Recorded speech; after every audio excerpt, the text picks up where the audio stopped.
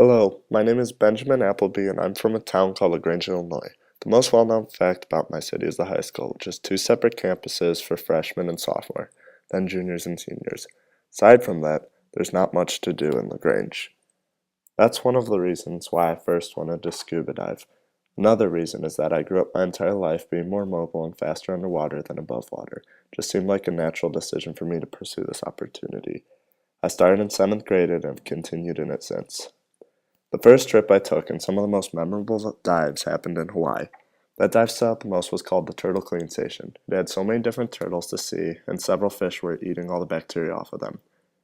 I saw several sharks and got to touch lava on the dive too. There's literally so much to see underwater. There's songs about it from Disney that talk about it being better, and it is to me. There's fish and colorful colors to see that is like anything else that you can imagine to see above water. It all has a different perspective, but that might just be the nitrogen. Along with scuba diving come lots of responsibility though. There's lots of equipment to learn about just besides mask fin and snorkel. A diver has to be well rehearsed and understand tanks, computers, pressures, and other various equipments used. That's how my dad first got interested in scuba diving. He picked up scuba about 3 or 4 years after me and loved it. He was always more interested in the technical side of scuba and wanting how to take apart things if he could. My dad and I went on a couple trips together until my mom got jealous, and then we couldn't go on trips with just the two of us, so naturally she got certified as well. Now we all get to scuba dive together and see different things together. I have the most training and experience, but they're slowly catching up to me. The picture in this slide is one of our favorite fish that we see when we go scuba diving. It is called a trumpet fish due to the shape of its nose. Whenever we see it in the water, we'll look towards each other and give the signal for a trumpet fish, which is given by imitating playing the trumpet. Recently, this past summer, I've been given the opportunity to work at a scuba shop in town called DJ Scuba. It is a family-run place where I had a good connection with them as I received my training from them over the years. Back to the topic of equipment, though. When I work there, that is mostly what I work with. I get to do cleaning, I sell equipment, I take stock, I make rentals. A lot of people during the summer come in for rentals of equipment to go diving in the quarry that we all dive at.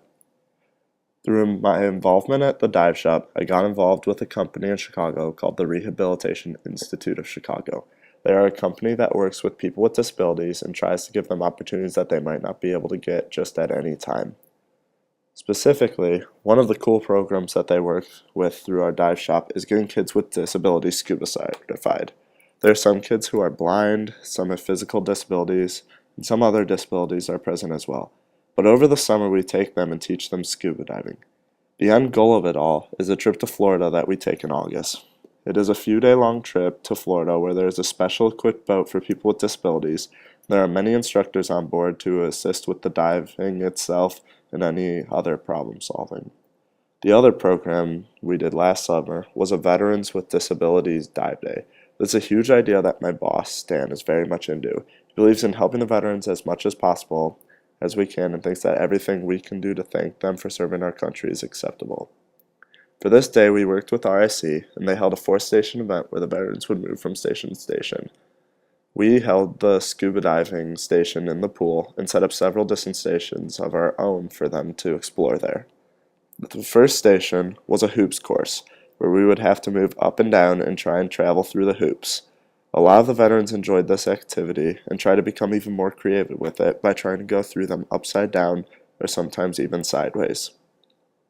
The second station was an underwater bubble gun station.